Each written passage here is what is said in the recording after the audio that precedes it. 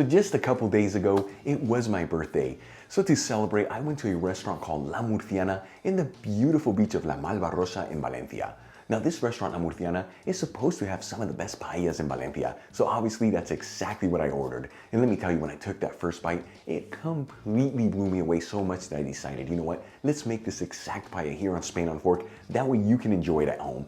You know, with the situation we're in right now, with all the travel bans, it's virtually impossible to go anywhere. Make this paella at home and it's gonna instantly transfer you to Valencia, Spain. And let me tell you, this recipe is so easy to make. Like seriously, this is one of the easiest paella recipes out there. It's got so many great flavors, and once again, we're gonna make it exactly how they serve it in their restaurant of La Murciana in La Malvarrosa, Valencia. If this is your first time here, don't forget to smash the subscribe button and click on the bell icon to get notified when I release new content. To all my returning subscribers, welcome back. So let's just dive right into this recipe. I'm gonna add in 2 3/4 cups of vegetable broth into a saucepan. This is 650 milliliters. Now the broth that I'm using is homemade. You'll find the recipe on how to make it in the iCard above. We'll pinch in 1/4 teaspoon of saffron threads, which is 0.17 grams. And we'll heat it with a medium-high heat. Now the saffron threads I'm using to make this paella are once again from golden saffron. Like I always tell you, this is one of the highest quality saffrons out there. Incredible flavor. You'll find a link where you can get some in the description box below. While the broth is heating up, I'm gonna heat a paella pan with a medium-high heat. The size of this pan is 12 inches in diameter, which is 30 centimeters. And I'm gonna add in a generous 1/4 cup of extra virgin olive oil, which is about 65 milliliters. After heating the olive oil for 1 minute, I'm gonna add in some thinly sliced red cabbage. You don't wanna add too much, just a handful. And start mixing that red cabbage around with the olive oil. We're only gonna go for about 1 to 2 minutes here, or until that red cabbage is lightly sauteed.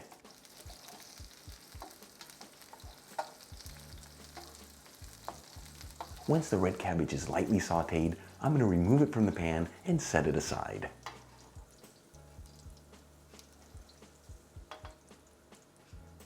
Now using the same pan with the same heat, I'm gonna add in half of a red bell pepper that I cut into small chunks, 8 green beans that I cut into 1-inch pieces, which is 2.5 centimeters, 1/4 of zucchini that once again I cut into small chunks, and 1 artichoke that I cut into 4 quarters. And start mixing these vegetables around with that olive oil. Very important to mix this continuously, that way the veggies don't burn and they all evenly saute. Now if you're not too familiar on how to prepare an artichoke, it's very simple. I began by snapping off the outer leaves until I reached the pale yellow center. Then I cut the artichoke into 4 evenly sized quarters.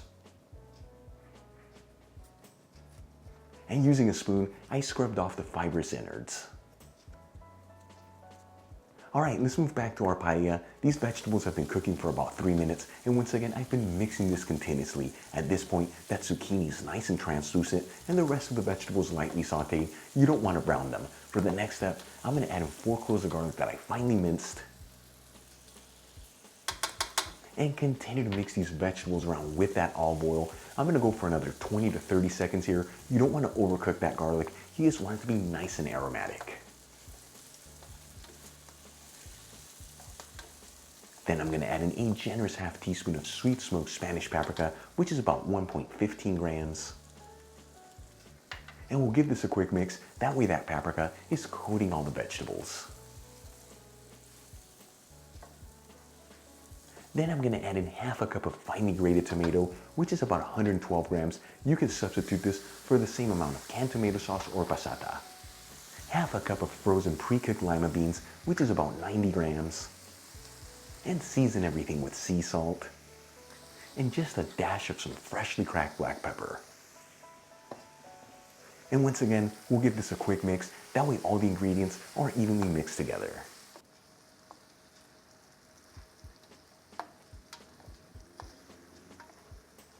Once everything's well mixed, I'm going to add in 1 cup of uncooked round rice, which is 200 grams.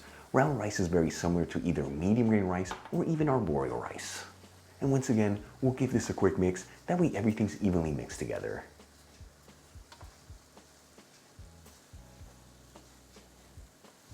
Then we'll grab our saffron infused vegetable broth that we have heating and slowly add it into the pan.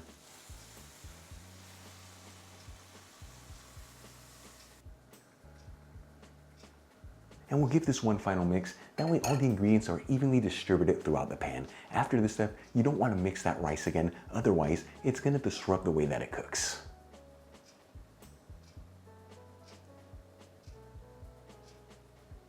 After about 8 minutes, and you can see a lot of that broth has been incorporated into the rice, but there's still a little bit of broth left. I'm going to lower the fire to a low-medium heat. And we're going to simmer this for another 3 to 4 minutes or until all that broth has been incorporated into the rice. After about 4 minutes and there's virtually no broth left in the pan, it's time for the final step of this paella. Let's make the famous socorrat, which is that beautiful layer of caramelized burnt rice underneath. I'm going to heat this back to a medium-high heat.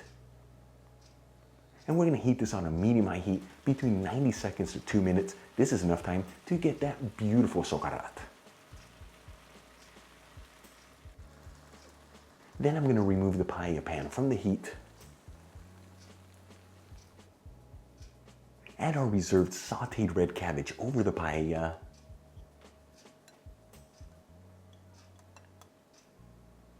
And we'll cover it with some foil paper and a dishcloth. And we're going to let this sit here between 4 to 5 minutes. This is such an important step. By covering that paella pan, it's going to trap the steam in there, which is what's going to finish cooking up all that beautiful rice. After about 5 minutes, I'm going to uncover the paella. And check it out, our Spanish paella is done. This is a very close replica to the one that I had at Restaurante La Murciana in La Malvarrosa, Valencia. Let's give it a try and see how it turned out.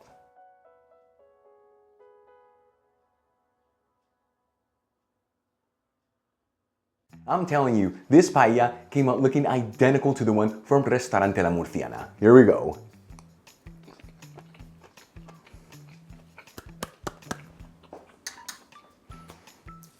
The flavors are right in the money. Instantly takes me to la playa de la Malvarrosa. But most importantly, we achieved that socorrat, which is that layer of caramelized burnt rice underneath. Without it, it is not a paella. Then the combination of all those vegetables, it is insanely delicious. You saw this, very easy to make, done in about 40 minutes. Try it at home and take an instant trip to la playa de la Malvarrosa in beautiful Valencia. Really quick before I go, a shout out to a couple of my patrons, Tommy Williams, the Stewix family, and Clarence Bolin. Once again, guys, thank you so much for being patrons of Spain on a Fork.